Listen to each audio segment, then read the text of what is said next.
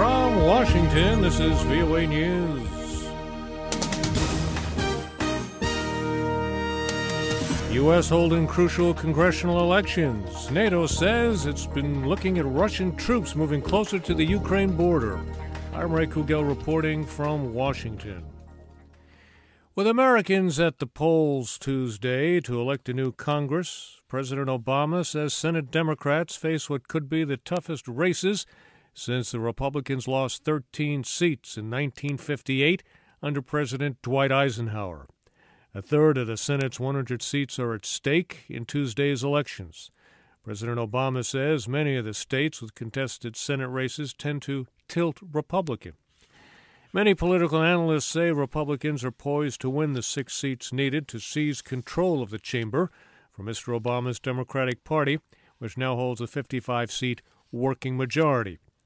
Republicans are also expected to expand their solid majority in the House of Representatives, where all 435 seats are up for grabs. Opposition leaders in Burkina Faso have called off protests as they continue holding talks with the country's military leadership on forming a government of national consensus.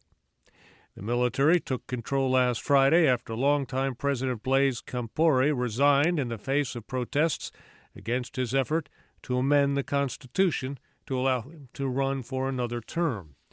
It appointed Lieutenant Colonel Isaac Zita as the interim president. NATO says it's observed Russian troops moving closer to the Ukraine border. NATO Secretary General Jens Stoltenberg says the alliance has seen the maneuvers as Moscow continues to support separatists with equipment and special forces in eastern Ukraine. A pro-Russian rebel leader was sworn in Tuesday as the head of a self-declared People's Republic in eastern Ukraine, following elections condemned by the United Nations, the United States, the European Union, and Kiev as illegal and destabilizing.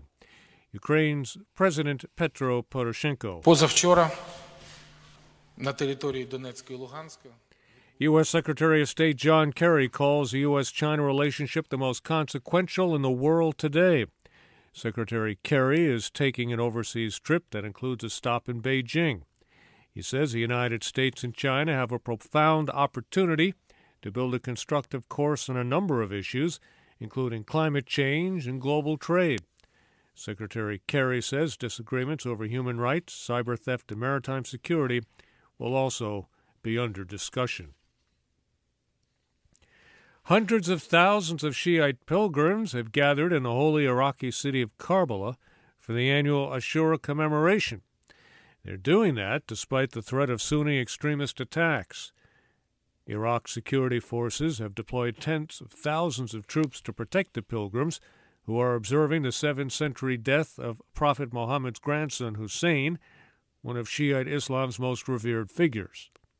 Sunni militants from the Islamic State group have claimed responsibility for multiple deadly attacks against Shiites who are traveling to Karbala for Ashura.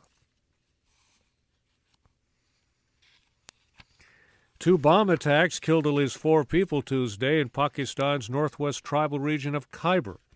There's been no claim of responsibility. Police and eyewitnesses in eastern Pakistan say an angry crowd attacked and beat a married Christian couple to death after accusing them of desecrating a Quran. The mob later burned the bodies in the brick kiln where the victims worked. The deadly incident took place Tuesday in a town about 60 kilometers southwest of Lahore. Provincial authorities have launched an investigation and ordered police to increase security at minority Christian neighborhoods across Punjab. The European Union cut its already low economic growth forecast further, indicating the recovery in EU countries will remain sluggish. Officials from the 18-country Eurozone say it will grow by just 0.8% this year, and that's down from an earlier figure of 1.2%. Pierre Moscovici, the European Union Commissioner for Economic and Financial Affairs, Taxation and Customs, says that France and Italy remain a hindrance to European economic recovery. And Israel reopened 2 border crossings with Gaza after closing them for 2 days. They were closed Sunday after a rocket was fired into Israel from the Palestinian side. There were no injuries.